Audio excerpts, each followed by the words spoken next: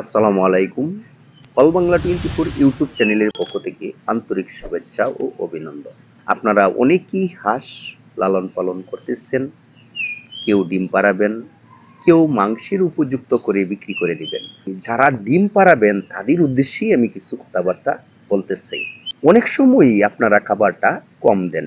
আপনাদের কাছে আমার এটাই রিকোয়েস্ট থাকবে, খাবার তো কম দিবেনই না, বরং বেশি কেমনে খাবে, কিভাবে খাবে ওই চেষ্টাটুকুই আপনারা করবেন।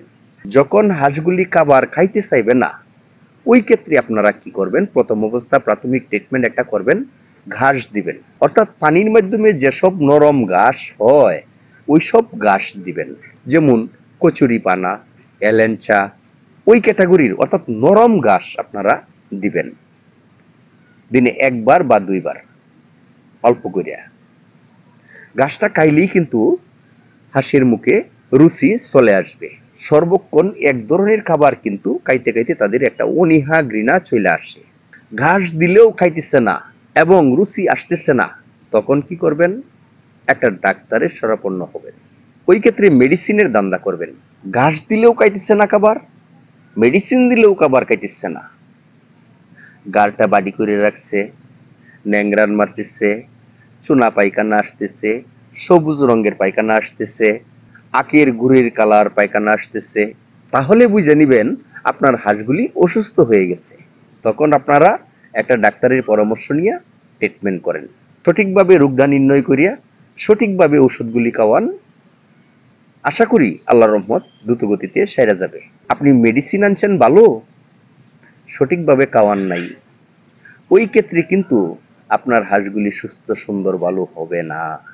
ডাক্তারকে দোষ দিয়া লাভ নাই। আপনাকে বলছে পানিতে নেওয়া যাবে না, বিলে মাঠে নেওয়া যাবে না। বিলে মাঠে কেন নেওয়া যাবে না? বিলে মাঠে নেওয়া যাবে না ওই জন্যই, সাদা পানি যদি খেয়ে ফেলে তাহলে ঔষধের পানি খাবে না।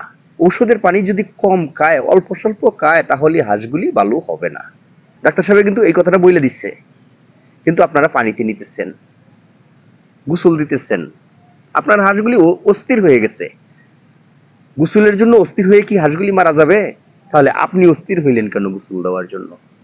গোসলটা দিবেন, দিনে একবার করে গোসল দিবেন, এতে করে 2-3 ঘন্টা সময় পানি খাবে না। আর পানি খাইলো না মানে মেডিসিন খাইলো না, আপনার হাঁসগুলি কিন্তু সুস্থ সুন্দর হবে না। আরেকটা ব্যাপার বিষয়, যে রোগটা হইছে ওই রোগটা নির্ণয় করিয়া সঠিক ঔষধটুকুই দেওয়া হয়েছে, আপনার হাঁসকে খাওয়াইলে ভালো হয়ে যাবে। এখন দেখা গেছে যে আপনার হাঁসের খামারটা অপরিষ্কার, ময়লা, আপনার খামারেই রোগ জীবাণুর সৃষ্টি, আপনার হাঁসগুলি ভালো হবে না। কেন জানেন? আপনার খামারে ময়লা, অপরিষ্কার, দুর্গন্ধ, গ্যাস। ডাক্তারের কাছে যাওয়ার আগে আপনার খামারটুকু আগে পরিষ্কার করে নেন, এরপরেই মেডিসিন আইনা দেন, তাহলেই আপনার ঔষধগুলি সঠিক মতনে কাজ করবে, দ্রুত গতিতে রেজাল্ট আসবে। তো এই ছিল আজকের আলাপ আলোচনা। বিশেষ আর কি বলবো, আপনাদের সুস্বাস্থ্য মঙ্গল কামনা করে আপনাদের কাছ থেকে বিদায় নিচ্ছি। আল্লাহ হাফেজ।